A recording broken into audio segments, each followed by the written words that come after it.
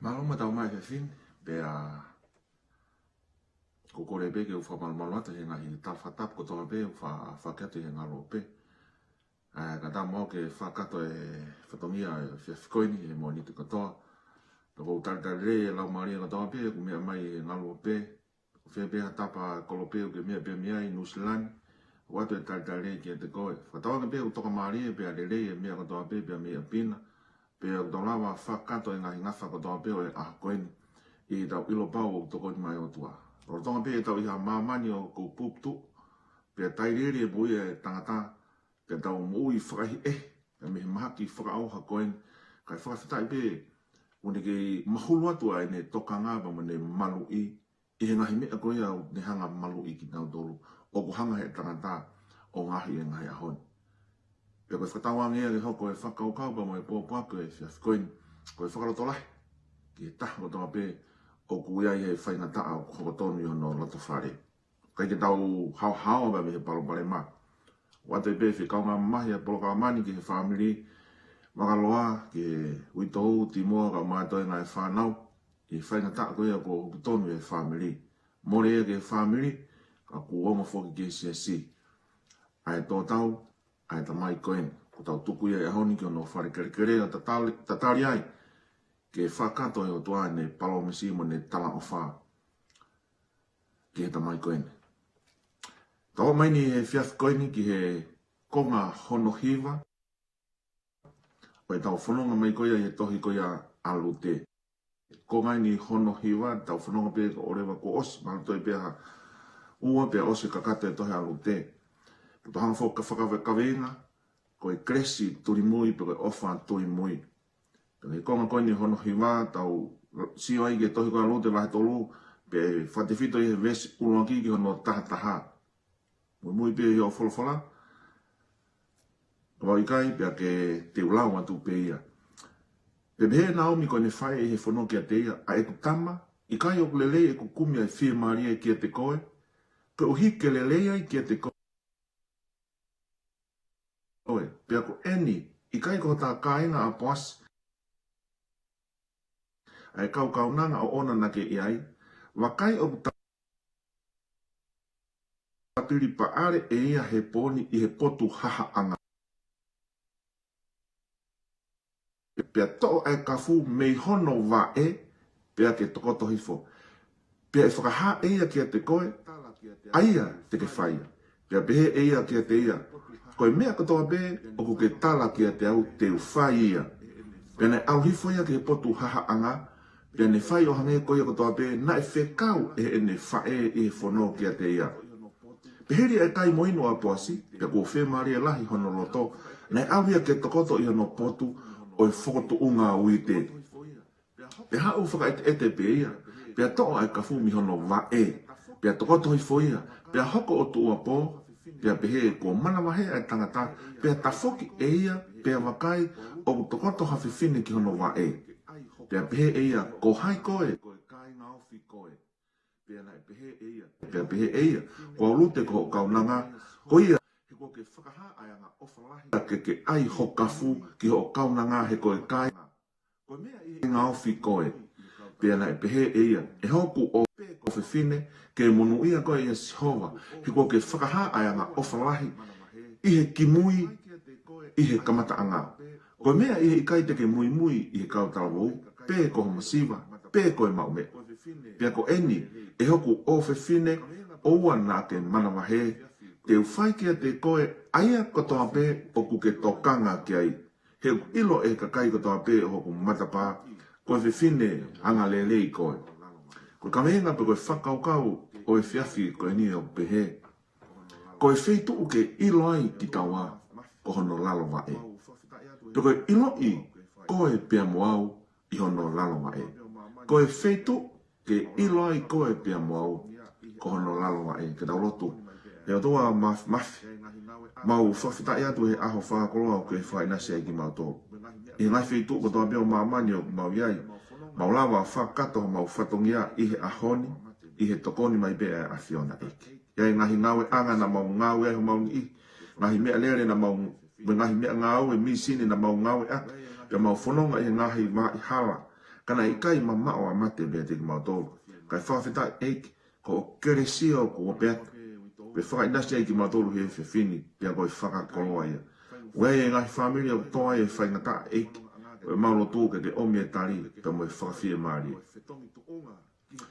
mau mana tua pe ui tō o timoa ka maa e whanau eik e kai whaingu fua e toi ngā mo ui ba mo e whanonga anga ke te ngā tolo kai tuku ke hoko koe koe whetongi tuunga ki he tamai koe ni ke hoko atu e koe e la kanga nā ne whakakakato ki he uito ki he family ki he whanau ba mo e whanga mo puna eki mau kau whataha ba mo e sāme koe ana e kamata aki ai whakau o kamata aki mau whawhia ngai he whewhini e kai ke mau mau e whie maari e kai o warewa pe ko luwa ka kato ho mau kotoa i he orita o e whelaulau.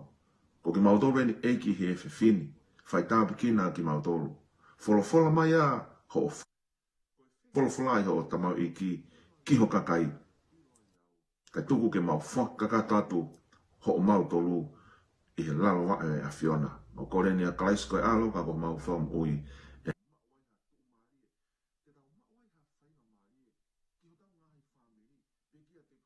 Amen. Ko e whetu to tonu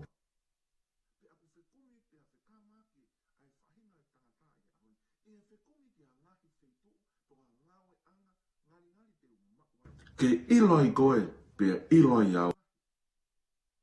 Pe a whekamaki ai whahinga e tangata i ahoni. E whekumi ki a ngahi whetu po a ngawe anga ngari te umakwai e whe maari. Pe a ku whakamore kia e taimulahi. A pau ko hangawe anga ngari koe ni te ngawe o hau ki aho te umarolo pe mei. Pe a ka pau ko ha whetu pe a ku hiki e whahinga e tangata. Ko e whekumi pe ki a whanua lelei. Ko e whekumi ki a tu maari e. Pe a moha whainga maari.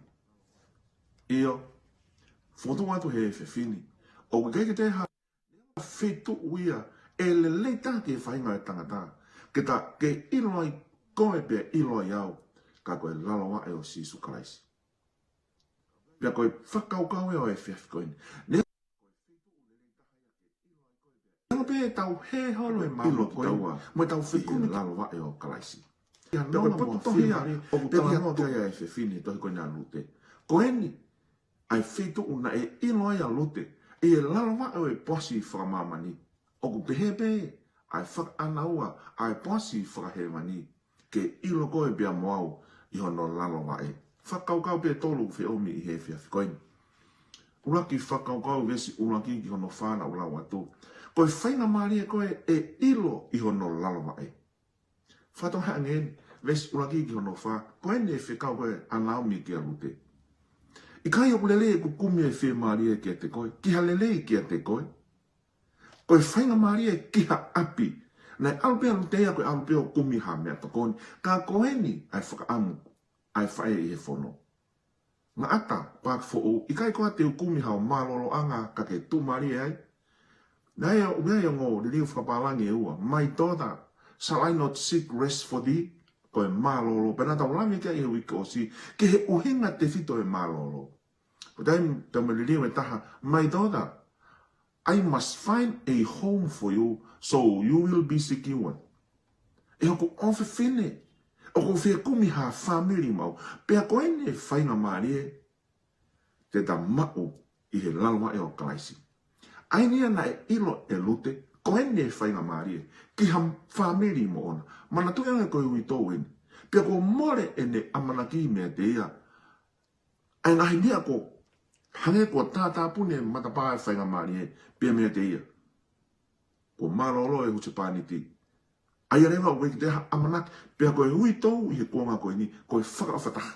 Toi whakaawha ange, nei kai kia ne whanau. Ka au pia e whainga maari e, i ne lalawa e kone o poasi, ke iai ha whamiri kia te ia.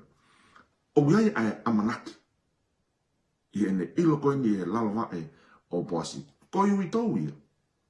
Pea o i kai peke te ha me aia kia te ia, koe mamahi, pea moe masima, ki he uito, he kai ke te lama ia whiau. Kai o arema pe, ko iai ha wā, to ha relationship, ia te ia.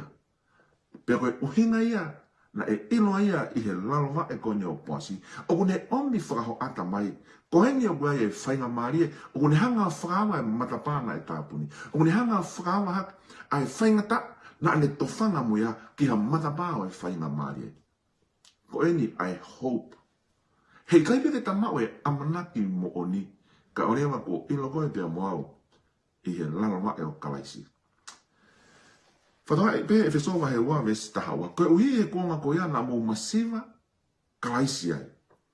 Koe au hea ki motoro me he pureanga o Isleri. Mo e kau muri ki ngai fuakawa e tala ofa. O tae ha amanaki lelei. Pe tae maua e o tuha I maamani. Mole ai amanaki. Ka he ilo ia. Koe whakaukau waki. I he lalwa e o poasi. Uni hanga o whakawa. Uni hanga fufua I ha maamani o fuu. Uni hanga o mai ha amanaki. Mo ha taumua pea mahu inga marie ai mo ui kia te. Iyo, ai tāpua ki whakalau marie. O gai pea mo e whakam ui ta ingata. Tohi kwa sione vai tolu vesi taha no. Pea iai pea mo e wā whetu taki a te ia pea mo e tamai. Ko e malu taha aina. Ka ikai ngatai, o kuto e hoko ato a klaisi. Ko e whakalaloa ia ke whainga e tangata. Pea ikai ngatai, ko e kau ngā mea ia pe ko e kāinga ia. O ku wofia nge ia. I ho tō tō wā tō tōnu. Pē e poto o tō i koe a re whatatawa e tāwalu e se ua whā. Pē o koe a e tākanga o ku pikitai mālohi hake I ha tōko ua. Tau nofo I ha honi tau mui a mamani o kua upea ke tōko ua ofi. O kua upea ke ngai whamiri e whisi tua aki. Ka e whakawhitai o koe ha kāinga. O koe ha kaunga mea. O ku wofia nge ia I he tōko ua.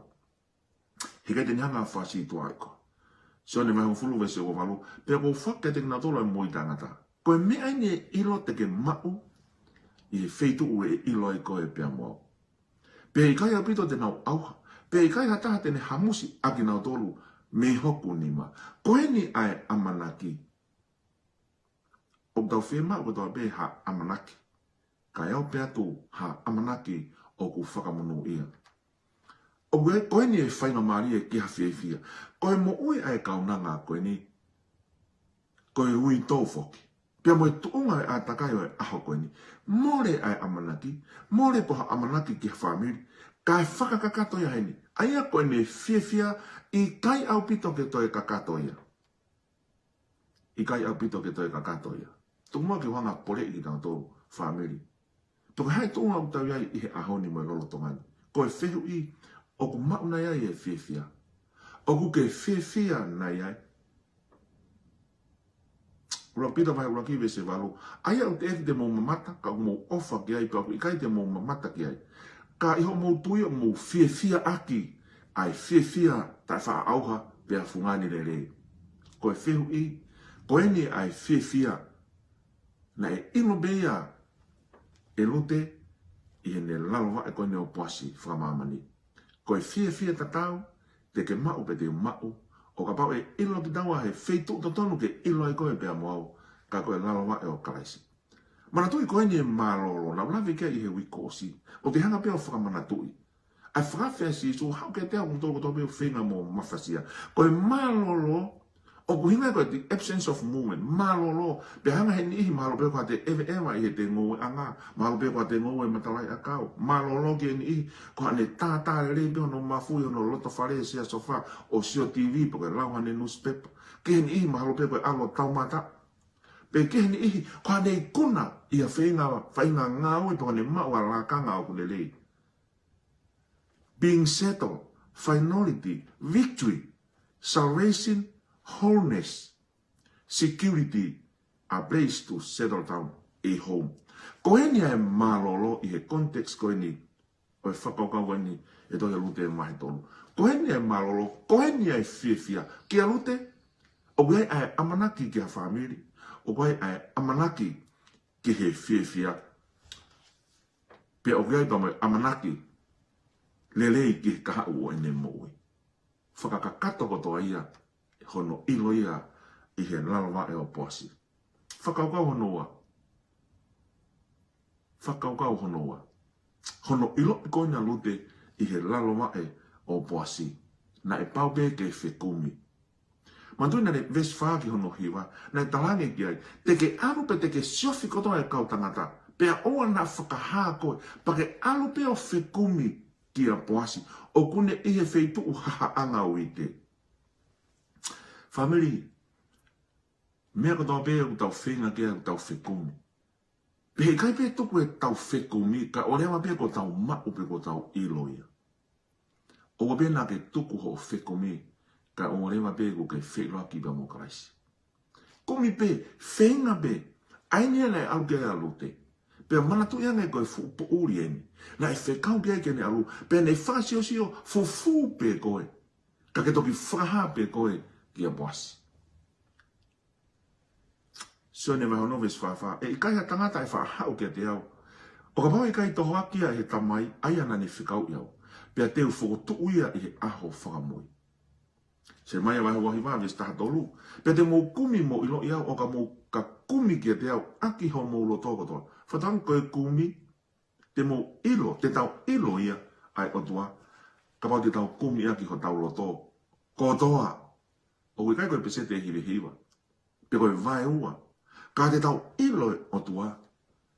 Te tau ilo pia kalaisi ka pau te tau kumi aki ho tau loto ko toa. Pe si sui e whaka whau kumi pe te mō ilo. Tuki pe e to'o ia ke te motoro. Kore, pe e whaki. Na e whia mau ia ki he ui tōu koe ni, ai mea koe ni, ke ne kumi pe a poasi. Ko ia pe na e talange ki ai, ko poasi pe o ku ke tau mua ki ai. Whameri, ko haina e o ke tau mua ki ai ho kumi. Ko e whakawhio e whiawhi koe ni. Hange ko e whi kumi koe a alute ki he poasi whakamamani, ke ilo i hono lalowa e.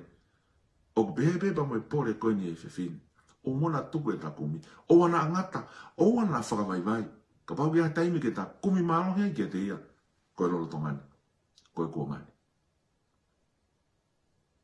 ta kumi be ka orewa ko ta ilo ia whakatoka nga ian na e talange ko i ki ai ko e wheitu ko ni e konga ko ni e haha anga uite na e anga mahen aki ko e wheitu whai haha anga uite ko ha potu mounga po ha poto ku maalunga na e whai ha anga wite pa ko bau ke whewhekai whetu koe ni. Ai rewa na hanga maheni ake e taimi koe ni ha anga wite e a taimi koe ni pe koe ni koe ni whamawai e wite koe ni pa mi he tea pe ko bau ke puhia i he hawiri. Ai koe ha anga koe ni na ha te tā molo ki ake wa e funga mo unga koe ni o whewheka. Pe koe ha anga kotoa pe ha anga wite kotoa pe na e kau gai e whamiri e ngai kupu whekau a koe whamiri. Pe koe taimi koe nio ku ose e taimi koe nio haha anga koe uite ke whakamawahe i. O ku wha ose ali e kai kātoanga. Na i whai koe whakawhie aini i he i kuna koe ni kua whakahoko. Pe na here e kātoanga koe ni. Pe aku tānaki whoke uite ai i he funga mo unga koe ni. Pe aku wha ose aki ia e nau kātoanga. Pe aku mātuku rewa. Ka aku mohe pe kau tangata o takitaha olunga holo pe ki ne tangai wite. O nau mau mohe. Pea koe mea tatau e, pea koe ata ini, aini o kuhinga ke ini. Nai talange Naomi, ke au e tua po, he po uri, pea ke whakasio e mea tene tokotoi, tene malo ai. Koe heri ane e kau kātoa ngā whia. E heri koe ni, koe ngau e koe ni, koe haha anga koe ni. Koe aho. Ilo koa, whamiri. Koe mea tatau nai hoko koe ia ke si sukaisi. Tai nuka na ne hifoi ki mamani, na ne lava tuia ki mounga kāre vare. Koe haanga na ne fōa tuai na whaingata. O hange pe kono koe haanga uite, ai whima o ke maa uite, na e behebe pa moe mouia karaisi. Na e hahaia, na e fōa tuia ki kāre vare, koe haanga uite. Koe ngā pe ke mauai koe, pia iloa iau. Whatonga ange, a ene mea kai. He koe haha anga wite koe whenga ki he mau mea tokoni. So ne vai whawe stol wha, koe ku mea kai koe whai e loto o ia na ne whikawa. Koe ne whia, e be luwa e taua vesi ua, si o peki a si su koe kamata anga mo e ngata anga e tui. Ai ane ne kātaki a pekia i akau, mo ne tai tokanga ki he whakamā, koe mea i he whia. Ko hana e mea koe whia i, koe mea ine na e whia ia e ki. Koe ne mea kai koe whai e whinangalo e ne tamai. to ne fifia ko ne fonga tu I he akau ke ne pekia pe tatokanga ke ne ke whama ko e ne fifia ko hana e mea o maua e ta fifia ko e ni ko fifia anga no e whama ui pe ko ne inu se ne vai tahi ma vesto noa pe ko maua si su ai vai mahi tau nofo ki ta tolu hanga e whanua ko mea inu pe mo mea kai o mahu ta fea pe a where mono ngahi freiva o naia kehe ko ni mea toko ni ai poasi whakahewa ni ko whai e whinangalo ne tamai toko ne whiwhia ko e kātaki e pekia I he akau mo ne tae tokanga ke whama pe ko ne mea inu ne inu e mai mahi amusia ko e bea muau ka ko ene haha anga wite na e uhinga ai heni a sisu pe ko mea ia pole ia ki taua I he whiawhi koe ni, he kaweinga e whiawhi koe ni, koe whetu to tonu ke ilo ai koe pe ilo ai au, koe lalo wa e o kalaisi. O hange mea koe ilo ai a lute, I he lalo wa e o poasi, ke ilo koe pe moau, I ono lalo wa e I muunga kāre mare. I kai ke ngatai, koe tuku pā koe ni nai whakakoe lute, pauna ne whekumi kia. I vesi ni mā pe moe ono, hiri kotoa, ai whanonga koe ni a lute ki ngahi ako naki moe whekau nei talangi koe ni Naomi, pia pehe ia kia te ia. Koe mea kotoa pe o ku ke tala kia te au, te uwhai ia. Pene aluhifo ia ke he potu haha anga, pia ne whai o hange koe ia kotoa pe nei whekau he ne whai I he whono kia te ia. Koe hana e tuku pā, ko ke whai, ma o mo'ui. O kai pe tau ngahi tuku pā, o kai tau ngahi tau mua whakafoi tui, o kai tau ngahi tau mua whakawhamiri. Koe hana ia whai ngā tau mua, ko ke hanga whotu uia, koe ni e ku tau mua, koe ni e ku tuku pā. Koe hana ia tau mua, pe me kawe ngā whanonga, ko ke hanga whotu, koe ni e ku tau mua. Koe ni e tau mua, koe ni alute, mo ni tuku pā. Ko ia kotoa pe ko ke tala kia te au, te whaia. Ko e tuku pā nia a hapunake nane pehe. Sisu te mui atu pe hahala teke take. Neo pe te ngari he ka te alu atu ai. Te mui atu pe sisu ne ke mate ma ako. Ka holo mui hono kotoa tuku ke utu ma. Ko hanai a ho tuku pā, ko hanai ho whakapapau, pe hanai ha kameina ko ke whotuu te ke whenga ki ai. Ko hini koe resolve ni a alu te, ko ia kotoa pēr ko ke tala ki a te au, te whaia. Pena ne alu whai ke potuha anga, pena ne whai o whakatatau pēr, moia kotoa pēr nai talange ki a te ia. Eo, koe whakatawange o e whiaf koe ni whamiri, o omi e he konga koe ni. Koe haa o whakapapau koe haa e ku tuku pā. Tuku mua ke ta taui mauia.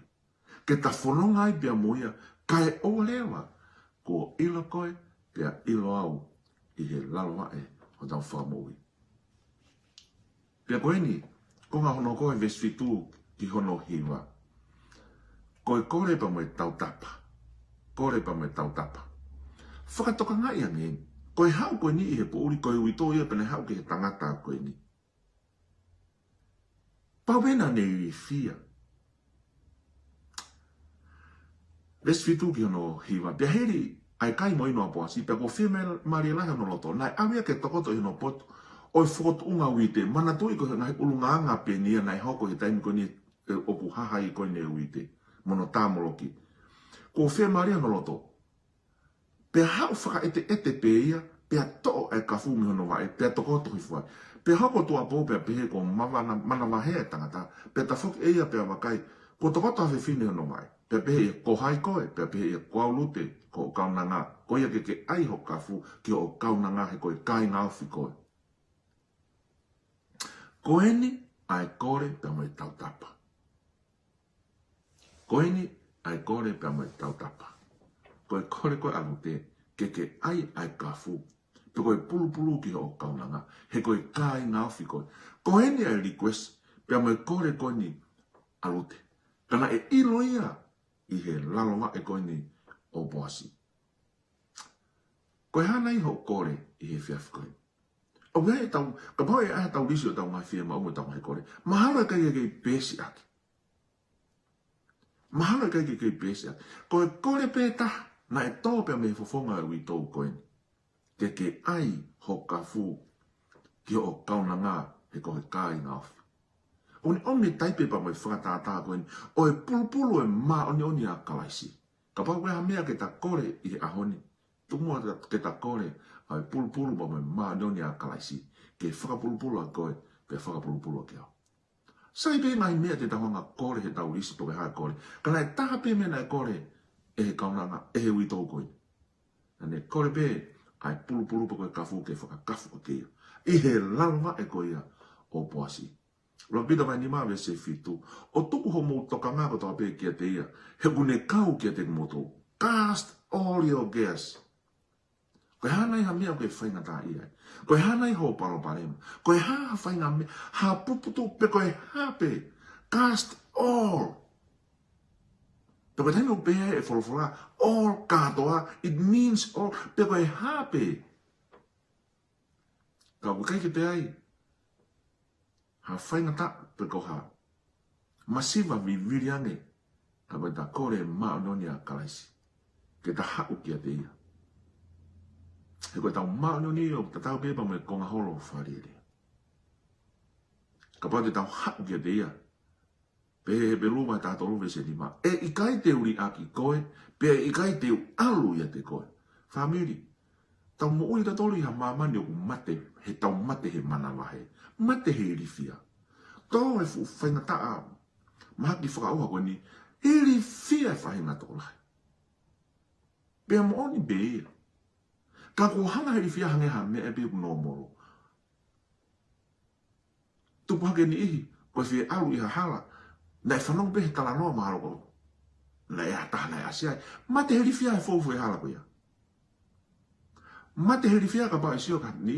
O wai ka ore ka ni. Mate he rifia sio ka takan. Ono hanga pe na tolo whaka rifia. Pea ko rifia i pe. Pea ko mea pango ia kua upea ki ngā saio ne au pe ngā whailotu.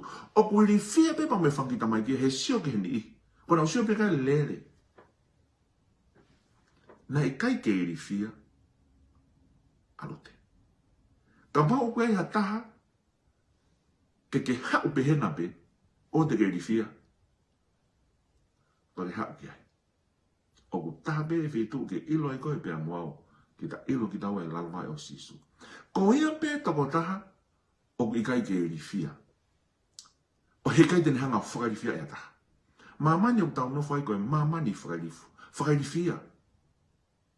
Tau rifia he auka whitu. Tau rifia he sio ke he kakai. Pea lahi ba ngai mea, tau rifia he mahaki whakaririfu koe ni. Ka o pao te tau hao ki tau tolu kia te ia. E more ho o rifia. Na koe whaito oe ni ke mo ui tairi rimo e mo ui rifia. Ke tau hao kia te ia. Hei kai tene hanga ori ake ata. Koe kore ni koe na e whakahauko koe ni e rute. Ka pao kia ha kore, ke ta hanga whai e ahon tumo ke ta whai kore koe ni a rute. Ai me kore koe ni ke poasi whakamamani. Ke pehe ta kore ke poasi whakahemani. Tumua e pulupulu ho maani o ni ke hanga o whakapulupulu a ki au. Whakaukau whakaosi hona tolu. Koe tala ofa, pe koe palo mesi, ngahi palo mesi ko ia. Na e mau, te tau mau i hono lalo wae. Whakatonga iange, na e whakahopo ko toa peni e rute. Na e ino ia i he lalo wae koe ni o poasi. Pe koe hae palo mesi na ne mau, mesi hongo fulu. Pe na e pehe ia, e hoku o whiwhine. Koe mea te tau pehe taimi e ilo e koe pea moa. Te tau hao kia te ia, koe ne tala ofa. E hoku o whiwhine. Pe ves koe a hono tahataha. E hoku o whiwhine, oua na ake mana wahe. Asi tu oua. Koe ui hingoa koe ne ui ake e poasi. Na ne ui ake pe e hoku o whiwhine. Pea koe ui ta dau e vai e o tuaa kia te koe. E hoku foha. E hoku o whiwhine. I dai mbe ilo ai koe pea moau i hono lalo vai. Angana ulawe kia, wai pēni iho tau mate heri fiai. Wai me kakai ai mai whetu. Wai pēmbe bama whetu. tau mate pera to heri fia si oke. Ka e dai me ilo i koe be ilo i au i he lala e o kalaisi. Koe ni rea e tō be me te ia. E hoku o fifine. E hoku foha. Ha o kia te au. Te ta mau e palo me si. Taha pe i he feitu e ilo i koe pe a mo.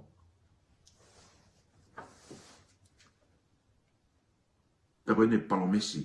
Na e whakapapau i e poasi ki alute. Ves konga koe a whakaosi e mes tātaha. Te uwhai kia te koe aia kotoa be o kuke tokanga ki ai. Whakatokanga i angeni. Te uwhai kia te koe aia kotoa be o kuke tokanga ki ai. Tau nofo ia mamani o tau kore. Kore mea kotoa be. Pe mahalo ko tau alu ko tau ngai whamiri po alu ko tau kaina po tau maheni po tau ngai kaunga mea. O tau kore. E tau heke ke tau lawa na tolo kore mea kotoa. Kau tau kore, hauia, te ato kore mea ta. Pe e au pe tai mea ko nau hake pe fo i nau tobe. Ko nau sio pe ka kou nau hola. Kai kai ki ngatai. Te nau sio pe ka koe. Ko o tātu pe telefoni koe ke tāria. Ko hai, mahalo pe na koe fo i korea i pēna. Pe teksi atu kai pe tāria. O inau te manamasi pe kita nga ko hakore. O wei e toko tahaya ke tau kore ki ai. O ange koe ni koe kore anu te. Hato ki tali whakawhie maari. E ne kore koe ni. Te uwhai kia te koe. Aia kotoa pēo ke tokanga ke. Koe hae mea ku hohori ke haloto. Koe haa holoto. Hange pe koe kai tala noa koe kosperi e whakawhihu ia sisu. Koe haa holoto ke uwhai kia te koe. Koe tali tatau ia. Nai whakahoko e poasi ki alute. Koe haa holoto ke uwhai kia te koe. Ka koe mea uluaki. Ko maupea ke tau whikumi ke te ia. Ke ilo ki tau tolu. I he potu mai whetu to tonu ke ilo ki tau tolu. Pe matia waha nomes tau tolu. Ka mo fuafua kumi e puri anga o tua. Mo ene maa oni oni. Pe ai whakalahi ake a ngai me ani kotoa pe. Ngai me ani kotoa pe. Kia te kumoto. Koe hana heo no uhinga. He koe uhinga pe. Ko sihowa sailoi. Oku ne kei tokanga i pe. Oku ne kei tokonaki pe. Pe mai mea kotoa pe pa mai whiema o e whainga e tangata. Ka pau ne tokanga e manpuna e ata. Ka pau ne tokanga e ngai manu kotoa pe o e wāta. Ka pau whewhe e ngahi ika kotoa pe o seni. Ka pau ne tokanga i kotoa e ne whangatupu. Ai ātakai o tau iai. Pea whewhe ai a koe pea moa. Koe fungania o ne whakatupu. Na ne whola pea ki ne whakatupu pea hoko. Ka e talunga koe pea moa. Na e to pau ke peroke ai ao no tō kupu. Ke ne hanga ngahi po mo whauko. Koe hana e nonga. Action speaks louder than word. He ku leo lahi ane ngawe i he rea pe. Te koe mea ta mawahe ai. He tene tokonaki e mea kotoa pe. Te uwhai e mea kotoa pe o kuke tokanga ki ai. Whamiri, koe ia taha. Ka pau kuke fo he alo kore ki ho kainga. Ka pau kuke fo he kore ki ho maheni. Hau ke te ia. Hau ke te ia. O kore ki ai. He kai tene hanga whasi tua i koe. Tako, e pehe foki ai fia. He toki fia ka poha fia. Na e mau e he ui tau koe ni. A lea na e tōbe mea poasi. Te whai kotoa aia kotoa pe. O kuke loto ki ai. Pehe. E kosperia mātiu wai tāni māmo e mesko no no fitu. E pehe foki ai fia i he langi. O lahi i he whakatomala ai anga halaita. Ai fia i he loto koe ni o poasi. Nā ne mau i he daimi koe ni nai iloia lute i hono lalawae. Family, koe fia tadau ai poasi whaka hewani ka ilo koe pe ilo au i hono lalawae. Halang maria peta. Fie koe pe mua. Tuku mua ke hoko e whakaukau e fefini. O kei te hawhi tu to tonu mo tau ke ilo i koe pe ilo i au. Ka koe ilo i ki taua i hono lalawae. Sa mene o mai he kauhiwa nai kamata keni. Kai o lewa pe ko ilo ki taua ko ta whaki ka kato i he ori tau e whilau lau. io nai fai whenga a lute ke ilo ia i he lalawa e koe a poasi. Pea koe ni nai liliwai ai mea kotoa pe i he toenga o ene mo ui. Koe mea te tau pe hoko kia te koe pea moau. Ka pau e ilo koe pea moau i he lalawa e poasi whakamamani. E toki mahu inga, e toki uhinga maalie ai mo ui kia te koe pea moau. Ko ke iha toonga nai e taimini ko ke hanga whawhihu ia, ko hai nai e tokoni kia te koe, ko hai nai e tokoni kia te au. Tuku mua, ke ta hau kia i hauani, ke ilo koe pia moau i hono lalwai. Nei ha tōta, na ni hanga whau e himi koe ni ko William Kirkpatrick, nai mo ui e ta walu tolu walu ke tahi wau ataha. Pea koe ni nane tataki al Christian worship e siasi. Pena e lere ai hanau whakakeake, na ni whakatoka ngai e ia he whiawhi. Ko tonga pe, o kai ke nofo ngai taha e kau matau tau hene kau solo tēnoa. Na hau koe nia koe palparema ke William Kirkpatrick. Koe na ne lotua e toko taha koe ni. Pea ni hang lema whau e hiwa. Ko hoko e koe himi e ngai ahoni. Pea ne whau koe ni, pea ne koreange e whiawhi taha. Ke talavu koe ni ke ne nofo. He koe ospe presen o e si, ko alu e toko taha koe ni. O i kai ke ne iai e maunga keresi pa moe malanga. Pena e tari e toko taha koe ni. Pena na wako lewa e himi, koe lea o himi koe ni.